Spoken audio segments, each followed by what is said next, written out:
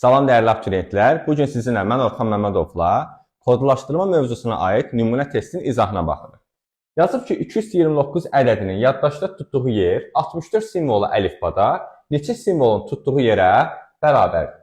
Gəlin misalımızı həll edək. İlk öncə biz 229 ədədinin yaddaşda tutduğu yeri tapmalıyıq.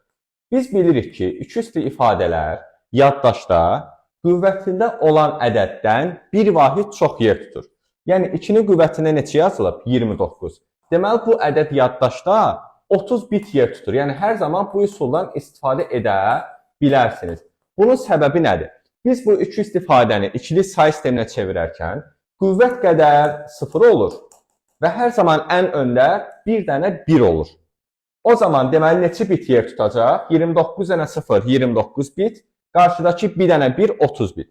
Yəni 229 ədədi yaddaşda neçə bit yer tutur? 30 bit yer tutur. Bəs görək 64 simvolu əlifbada bir simvol nə qədər yer tutur? Bu bizim əlifbanın gücüdür. Düsturumuz nə idi? N bərabərdir 2 Hartley düsturu. N burada 64-ə bərabərdir. Bəs 64 2 neçəyə bərabərdir? 2 6-ya bərabərdir.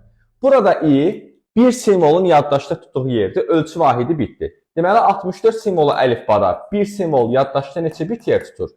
6 bit yer tutur. İndi bizim 229 ədədinin yaddaşda tutduğu yeri 30-u bölsəm, 64 simvolu əlifbada bir simvolun tutduğu yerə 6-ya alaram ümumi nəyi? Simvol sayımı. Deməli, bu misalımızın cavabı neçə olur? Olur 5. Yəni 229 ədədinin yaddaşda tutduğu yer 64 simvolu əlifbada 5 simvolun yaddaşda tutduğu yerə bərabərdir. Artıq sentyabr ayından yeni abituriyent qruplarımızın dərsləri başlayır. Əgər siz də bu dərslərə qoşulmaq istəyirsinizsə, 050 766 2005 nömrəsindən əlaqə saxlaya bilərsiniz. Videonu bəyənib dostlarınızla paylaşmağı unutmayın.